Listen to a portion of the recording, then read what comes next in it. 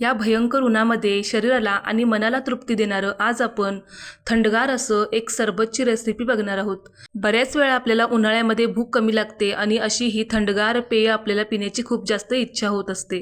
तर मग असं हे फक्त 5 मिनिटात तयार होणारं सरबत एकदा तुम्ही नक्की ट्राय करून पिऊन बघा। तुमचं मन अगदी तृप्त होऊन जाईल। एकदा जर तुम्ही हे सरबत बनवलं तर दररोज करून प्याल इतकी तर मला पूर्णपणे खात्री आहे। तर चला जरा सुद्धा वेळ वाया न घालवता लगेचच आपण आपल्या रेसिपीला सुरुवात करूया।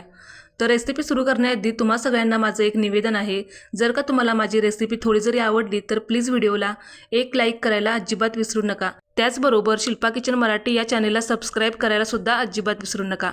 तर चला लगेच रेसिपीला सुरुवात करूया। तर आज आपण अर्धा लिटर दुधापासून हा कस्टर्ड सरबत बनवत आहोत। तर त्यासाठी इथं मी अर्धा लिटर एवढं म्हशीचं फुल क्रीम दूध घेतलेलं आहे। तुम्ही याऐवजी गाईचं दूधसुद्धा घेऊ शकता। आता आपल्याला हे दूध गरम करायला ठेवायचं आहे, तर त्याआधी आपल्याला यातलं थोडंसं दूध बाजूला काढून ठेवायचं आहे। तर 1 पळी ते 1.5 पळी दूध आपल्याला एखाद्या वाटीमध्ये बाजूला काढून ठेवायचं आहे। तर आता हे दूध आपल्याला कशासाठी लागणार आहे ते आपण लगेच पुढे बघणार आहोतच। आता ही वाटी आपण थोडा वेळ बाजूला ठेवूया आणि हे पातेलं आपल्याला मीडियम गॅसवरती गरम करायला ठेवायचं आहे। तर दुधाला आपल्याला छान अशी उकळी काढून घ्यायची आहे। आपलं दूध छान गरम होतंय तोपर्यंत आपण इथं एका वाटीमध्ये इथं मी 1 टेबलस्पून एवढी कस्टर्ड पावडर घेतलेली आहे। तर ही व्हॅनिला फ्लेवरची कस्टर्ड पावडर मी घेतलेली आहे। तुम्हाला जर अजून कोणती वेगळी आवडत असेल तर तुम्ही ती सुद्धा घेऊ शकता। आता जे आपण वाटीमध्ये बाजूला काढून ठेवलेलं दूध होतं तर सगळं दूध आता आपल्याला या कस्टर्ड पावडरमध्ये ॲड करायचं आहे आणि आता आपल्याला ही कस्टर्ड पावडर या दुधामध्ये छान अशी मिसळून घ्यायची आहे। तर लक्षात ठेवा, कस्टर्ड पावडरमध्ये दूध घालताना आपल्याला इथं थंड दुधाचाच वापर करायचा आहे। गरम दूध आपल्याला इथं अजिबात घालायचं नाही। जर का तुम्ही यामध्ये गरम दूध घातलं तर यामध्ये गुठळ्या होऊ शकतात। तर ही खास टिप आहे तुमच्यासाठी। आता आपण ही कस्टर्ड पावडर छान अशी या दुधामध्ये मिसळून घेतली आहे। आता ही थोडा वेळ बाजूला ठेवून देऊया आणि आपलं दूध छान गरम झालंय का ते बघूया। आता तुम्ही इथं बघू शकता आपलं मीडियम फ्लेमवरती आपण दूध गरम करायला ठेवलं होतं आणि छान असं आपलं हे दूध गरम झालेलं आहे। मस्त अशी याला खळखळून उकळी आलेली आहे। तर आपण इथं कच्च्या दुधाचा वापर केला होता, त्यामुळे इथं मी दूध उकळल्यानंतर 1-2 मिनिट छान असं हे दूध शिजवून घेतलेलं आहे। तर आपल्याला इथं दूध अजिबात आटवायचं नाही, तर फक्त आपण हे दूध उकळून 1-2 मिनिट शिजवून घेतले, कारण ते कच्चं वापरलेलं होतं त्यामुळं। आता गॅस इथं मी बारीक केलेला आहे आणि जे आपण कस्टर्ड पावडरचं दूध जे तयार करून ठेवलं होतं तर ते लगेच आता आपल्याला या दुधामध्ये मिसळून घ्यायचं आहे। तर आपण दुधामध्ये ही कस्टर्ड पावडरचं दूध ॲड करण्याआधी एकदा चमच्याने आपण हे छान असं मिक्स करून घ्यायचं, कारण कस्टर्ड पावडर बऱ्याच वेळा तळाशी जाऊन बसलेली असते।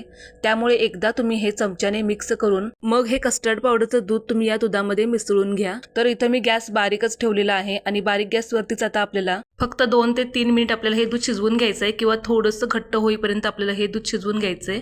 तर खूप जास्त सुद्धा आपल्याला हे घट्ट बनवायचं नाही, कारण आपण हा दूध कस्टर्ड सरबत बनवत आहोत, त्यामुळे खूप जास्त घट्ट सुद्धा आपल्याला हा सरबत बनवण्याची गरज नाही। थोडासा पातळ असला तरी सुद्धा चालेल। आता तुम्ही इथं बघू शकता आपण 2 ते 3 मिनिट छान असं हे दूध शिजवून घेतल्यानंतर दुधाचा रंग तुम्ही बघू शकता, तुम्हाला थोडासा बदलल्यासारखा दिसत असेल आणि दूधसुद्धा आपलं थोडंसं इथं दाटसर असं झालेलं आहे। तर आता आपल्याला यापेक्षा दूध जास्त शिजवायचं नाही। तर आता या स्टेजला आपल्याला साखर घालायची आहे। तर इथं मी मेजरिंग कपने बरोबर अर्धा कप एवढी साखर घातलेली आहे। आता साखरेचं प्रमाण तुम्ही तुमच्या आवडीप्रमाणे कमी जास्त करू शकता। जर का तुम्ही गोड कमी खात असाल तर तुम्ही थोडीशी साखर कमी सुद्धा घालू शकता। 1/3 कप एवढी साखर घातली तरी सुद्धा चालेल, किंवा खूप जास्त गोड खात असाल तर थोडी वाढवू पण शकता। तर इथं हा आपण सरबत बनवतोय त्यामुळे सरबत प्यायला थोडासा गोड छान वाटतो, म्हणून इथं मी अर्धा कप एवढी साखर घातलेली आहे। आता ही साखर आपण या दुधामध्ये विरघळेपर्यंत हे दूध छान असं शिजवून घेऊया। आता आपली साखर आपण या दुधामध्ये छान अशी विरघळून घेतलेली आहे आणि दुधाची कन्सिस्टन्सी तुम्ही बघू शकता, इतपत अशी ही मी घट्ट ठेवलेली आहे। तर खूप जास्त घट्ट सुद्धा नाही आणि खूप जास्त पातळ सुद्धा नाही, तर असं हे मध्यम कन्सिस्टन्सीचं आपण सरबत इथं तयार केलेलं आहे। तर आता आपल्याला सगळ्यात शेवटी यामध्ये आता आपल्याला पाव चमचा एवढी वेलची पावडर घालायची आहे। वेलची पावडर घातल्यामुळे आपला सरबत अजूनच छान असा प्यायला स्वादिष्ट असा लागतो। जर तुम्हाला वेलची पावडर घालायची नसेल तर तुम्ही यामध्ये व्हॅनिला फ्लेवरचा इसेन्स किंवा तुमच्या आवडीप्रमाणे कोणताही इसेन्स तुम्ही इथं वापरू शकता। तर आता आपण छान अशी ही वेलची पावडर या दुधामध्ये मिसळल्यानंतर लगेच आता आपल्याला गॅस बंद करायचा आहे। आता आपण गॅस बंद केल्यानंतर हे दूध असंच रूम टेम्परेचरला थोडंसं थंड करून घ्यायचं आहे। तेच आपण हे फ्रीजमध्ये ठेवायचं नाही, तर बाहेर आपण थोडंसं थंड करून मग आपण हे फ्रीजमध्ये थंड करायला ठेवायचं आहे। आपलं दूध छान थंड होतंय तोपर्यंत आपण तर इथं मी एका वाटीमध्ये 1 चमचा एवढा सब्जा बी घेतलेला आहे। तर हा सब्जा तुम्हाला कोणत्याही किराणा मालाच्या दुकानामध्ये अगदी सहज असा उपलब्ध होईल। तर आपण फालुदा वगैरे खातो बघा, त्यामध्ये हे सब्जा बी वापरलेलं असतं, तर तेच इथं मी हे सब्जा बी घेतलेलं आहे। तर या सब्जामध्ये आता आपल्याला अर्धी वाटी एवढं पाणी घालायचं आहे आणि हा सब्जा आपल्याला एक 15 ते 20 मिनिटाकरता भिजायला ठेवायचा आहे। खूप जास्त वेळसुद्धा लागत नाही भिजायला, पटकन हा 10 ते 15 मिनिटातच भिजला जातो। तर हा सब्जा आपण चमच्याने छान असा पाण्यामध्ये मिसळून घ्यायचा आणि 15 ते 20 मिनिटाकरता आपल्याला साईडला हा भिजण्याकरता ठेवून द्यायचा आहे। आता तुम्ही इथं बघू शकता हा सरबत मी फ्रीजमध्ये एक 20 मिनिटाकरता छान असा थंड करून घेतलाय। आता लगेच आपल्याला यामध्ये भिजवलेला सब्जा ॲड करायचा आहे आणि सब्जा सुद्धा तुम्ही बघू शकता किती मस्त असा छान असा भिजला गेलाय, छान असा फुलला गेलेला आहे। तर आता हा सगळा सब्जा आपल्याला या सरबतामध्ये ॲड करायचा आहे आणि हा सब्जा आपण छान असा पळीने या दुधामध्ये छान असा मिक्स करून घेऊया।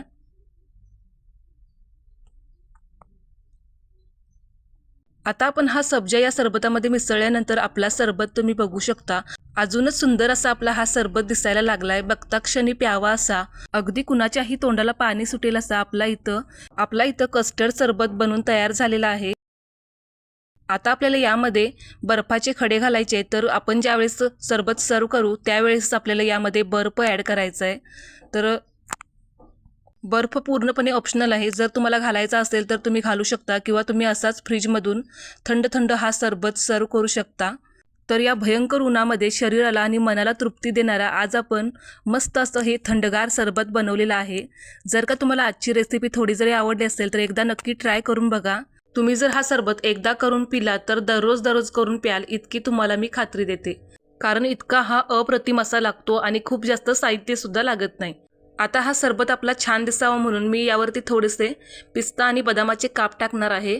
पिस्ता आणि बदाम यामध्ये टाकणं पूर्णपणे ऑप्शनल आहे। ड्रायफ्रुट्स फक्त मी इथं छान दिसावं म्हणून घालत आहे। आता तुम्ही इथं बघू शकता आपण वरून पिस्ता आणि बदामाचे काप टाकल्यानंतर आपला सरबत अजूनच छान दिसायला लागलाय। आता आपण हा सरबत सर्व करूया।